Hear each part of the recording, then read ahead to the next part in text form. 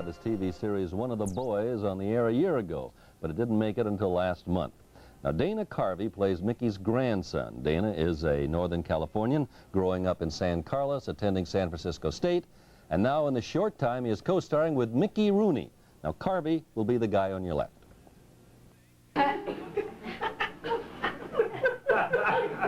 You're Camille. Yeah. Ah. I'm Oliver Nugent, and this is Adam Shields. And Jonathan Burns is in the toilet. What was the delay? He couldn't get out of Sugar Babies or what? Well, I think that the network felt that the time slot they had us in was sort of the kiss of death. We were up against a show called The Dukes of Hazzards, which is on PBS, and that'll be blanked out. And that's not a very, and since that was the #2 show behind Dallas, and they didn't, you know, felt it gave us a good chance, so they decided, plus the World Series was happening, it wasn't a good, right. yeah. That's So they decided to hold off our premiere until January 23rd. So I think maybe in retrospect, can you say retrospect? Thank you, I went to college, retrospect. It may be better. That was Mr. Rogers, wasn't it? It's a beautiful day in the neighborhood. That's quick impression, Mr. Rogers Daltrey, talking about my generation. People try to put us down. That's right. You'd have to know. You'd have to know the song. You'd have to know the song. Roger Daltrey of The Who and talking about my generation. There's a lot of bits of information, and then it's a tiny little chuckle. A long way to go for not much, but just a sample of what you'll be seeing.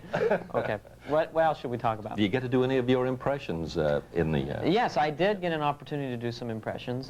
One episode I was able to do a sound effect of someone dialing a phone. Mm-hmm.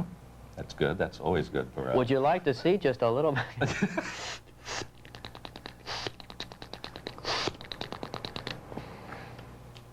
That's enough to tune them in, I guess. Okay. Quit doing the dishes, Harriet. The guy who did the telephone's on. Okay. All right. You say you watch a lot of news shows. A lot of news shows. And you have studied some of the great news commentators of our time. Yes. Mm-hmm. I have a real affinity for newscasters because I think... So, comedians kind of have cliches, you know, but seriously, folks, and ladies and gentlemen, you know, and I think newscasters also have their own sort of dialect and language. And I'd love to be at a restaurant with a typical news anchorman ordering dinner for his wife, and it would go a little something like this. My special newsman routine, here we go. The waitress comes up. May we take your order, sir? You certainly may, and a surprise coming out of my wife today. She'll have her steak medium rare and a cup of black coffee instead of the traditional cream and sugar. My son Bob will have a hot turkey sandwich. Informed sources around him report that he likes cranberry sauce with his turkey. And I'll have my steak medium rare and a cup of black coffee, and I'll pick up the check after this important meal. Just... Very good. Thank you. Scattered applause in the room. Standing ovation from the crew of it. Anyway, Star Trek movie is another Star Trek movie's being made. You know, it's funny you should bring that up, Isn't Harry, that because I just amazing? happen to do all the Star Trek characters. You're kidding me. All of the Star Trek characters. Well, most of them, most of them. I'm working on the Klingon in episode #4, which is a very difficult one.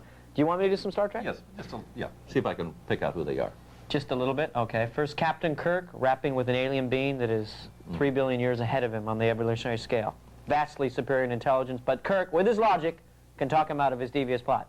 First, the alien being, which usually was like a blob of jello that had evolved so far that it just became pure brain matter. And then they decided, hey, we want a body. We don't want to just be a blob sitting there. Can we have your body, Kirk? Kirk would say, we cease to function. When kept in captivity, we don't understand your ways. They go, okay, Kirk, even though you have the brain of a tapeworm compared to us, we will leave. That's pretty smart talking, Kirk, babe. And, of course, there was Scotty. Scotty, who was always worried about the engine. Scotty, can you give me some power? Captain, the engine's got no power, Captain. The engines are gonna blow, Captain. And the thing I used to love about Scotty was how tough he was when he had to take over the bridge when Kirk was captured, and the alien beings come on, surrender the Enterprise, Scotty, come on. And Scotty would get real tough and go, I'm not gonna surrender the Enterprise until I talk to the captain himself. That's why I always loved that attitude. I'm a Scotsman. You know, he's out 3 billion years, light years away from Earth in this thing, and he's talking, I'm a Scotsman, that's right. You know. And then there was Bones, the most intense man.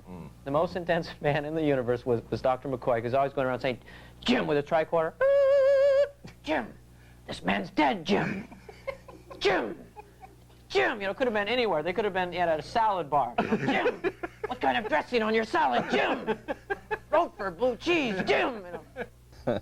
Anyway, a very funny guy. His name is Dana Carvey. He stars with Mickey Rooney tomorrow night at 8:30 on Channel 3. But you can see Dana Carvey live in Old Sacramento at Laughs Unlimited beginning this Tuesday night, February the 16th through the 21st. Why don't you go by and see him? He's really a talented young guy. That's a must. We'll all have to go see him. Okay. Anyway, don't go away. We got a lot more weeknight coming.